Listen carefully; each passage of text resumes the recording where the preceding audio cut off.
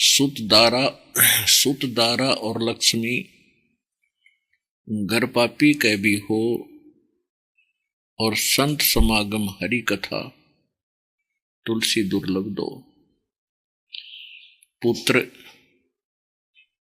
पत्नी, संपत्ति, ये पूर्व के संस्कार से, पूर्व जन्मों के संस्कार से आज कोई घोर अपराधी व्यक्ति है, बिल्कुल कसाई के काम करता है, या लूट खसोट करता है, चोरी करता है, डाके मारता है, उसके घर पर भी आपको मिल जाएंगी संतान, पत्नी, संपत्ति, उसके पिछले पूर्व जन्म के संस्कारों से।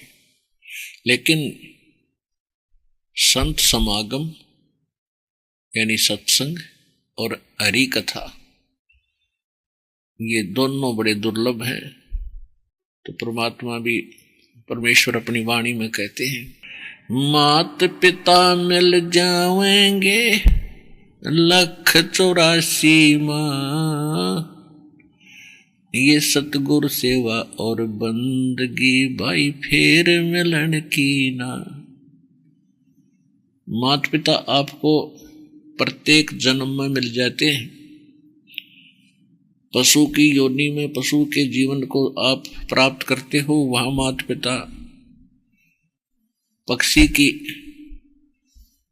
पक्षियों के शरीर में जाते हो, वहां माता पिता मिल जाते हैं। कुत्ते बनते हो, वहां माता पिता, गधे बनते हैं हम, वहां माता पिता, मनुष्य बनते हैं, फिर माता पिता। परमात्मा कहते हैं माता पिता मिल जाएंगे इस 1,84 माँ, और सतगुरु की सेवा और ये भक्ति भाई फेर मिलन की ना।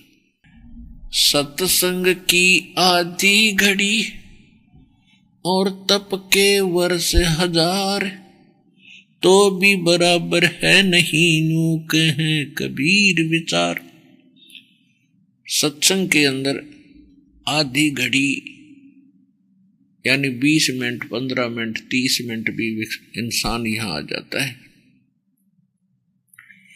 और सत्संग सुन लेता है ध्यान से, उसका जीवन बदल जाता है।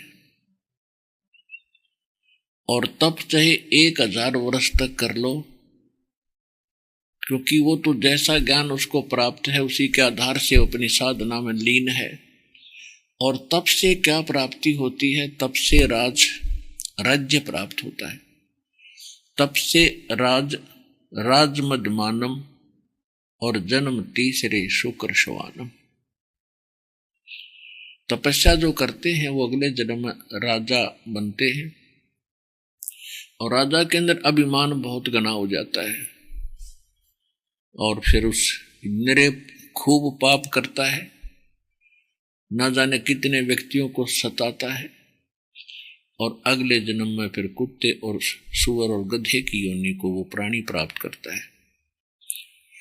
और सत्संग में आने वाले प्राणी को ये ज्ञान होता है कि कौन से भक्ति के काम कर्म करने चाहिए, कौन सी भक्ति ठीक है, कौन सी गलत है, फिर कौन से मनुष्य जीवन के कर्म हैं जो हम व्यवहारिक कर्म भी करते हैं, वो कैसे करने चाहिए, हमारा व्यवहार कैसा होना चाहिए, हमारे विचार कैसे होने चाहिए, और हमने किसी को दुख नहीं देना चाहिए।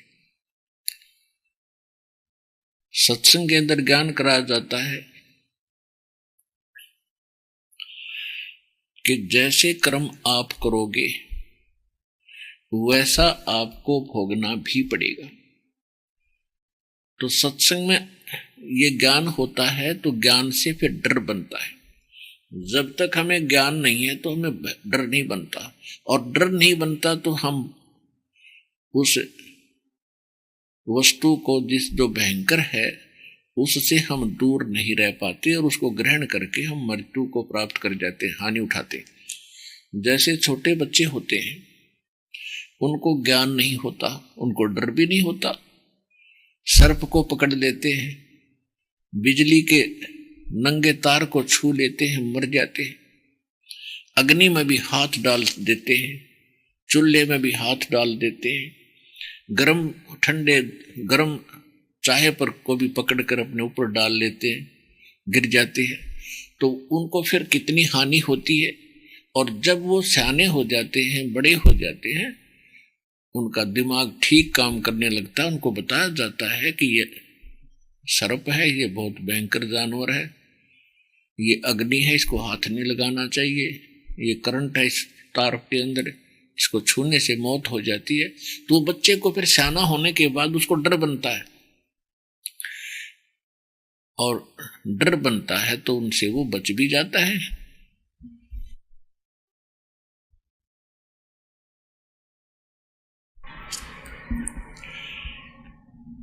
तो इस प्रकार सत्संग में आकर वो कथा सुनाई जाती है, वो ज्ञान बताया जाता है। जिन जिन कारणों से आप दुखी होते हो और जिन कारणों से सुखी होते हो, वो भी राह बताई जाती है, वो मार्ग बताया जाता है।